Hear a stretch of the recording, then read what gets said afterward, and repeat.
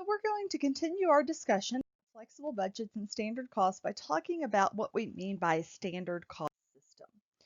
So a standard is really just a per unit budgeted amount. So whatever you planned, if we go back to chapter 7 when we were looking at our making our tablet computers, we had said per unit we expected to use 3 pounds of materials and we expected the materials to cost $50 a pound. So those were our standards. That's what our standard that we're expecting. Now, things don't always go according to plan. Maybe we had to use more than 3 pounds. Maybe materials costs were more than $50, but that was what we had planned. We said for labor that we were going to use 3 hours of labor and each hour was going to cost an average of $25. So whatever those per unit budgeted amounts, those are our standards. We're going to set standards for price. You may hear these called cost, you may call them selling price, any of those a dollar amount. And then we're going to have standards for quantity. Sometimes these are called efficiency standards, referring to how efficiently you work, how quickly you work sets that standard. So again, how we set the standards, that when we are going through that budgeting process, we talk to the purchasing manager. We said, hey, how much do we think these materials are going to cost? Of course, the purchasing manager does not have a crystal ball that he or she can look into and predict the price, but they're going to take their best guess based on what they know at the time.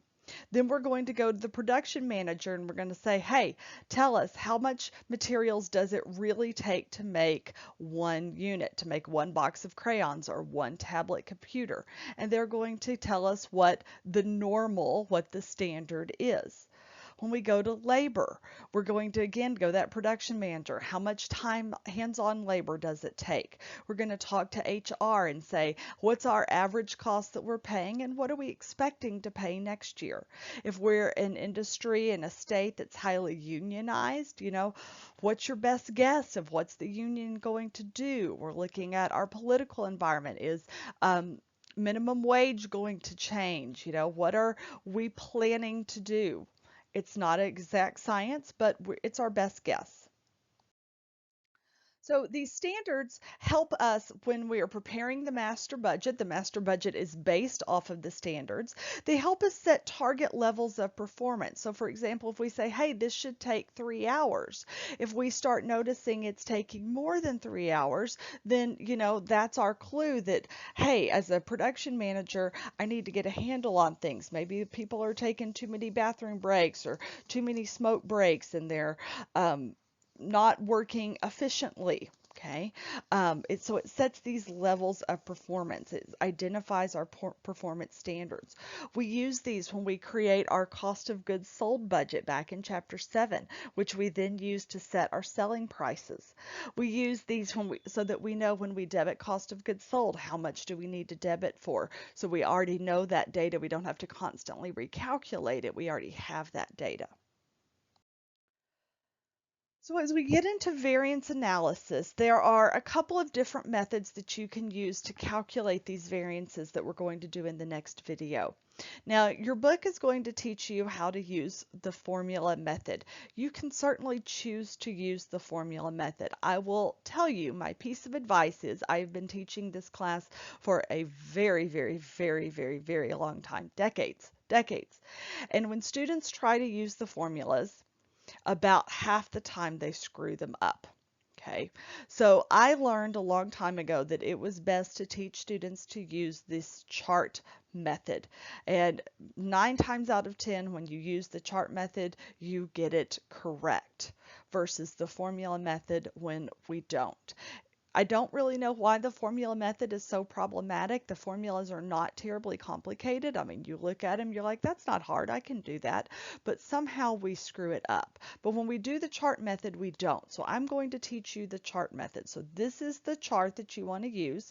You want to copy this down in your notes here. The chart is always the same, regardless of whether we're doing a materials variance or a labor variance.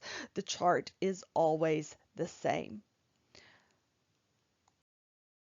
So the cost variance, you saw that there's two variances calculated there. The cost variance is measuring that difference in dollar. So are we over budget on materials because we paid more for materials than we had planned on? That's certainly a possibility. So that's what the cost variance measures.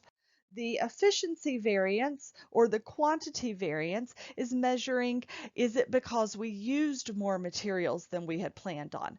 Most likely it's a combination of both.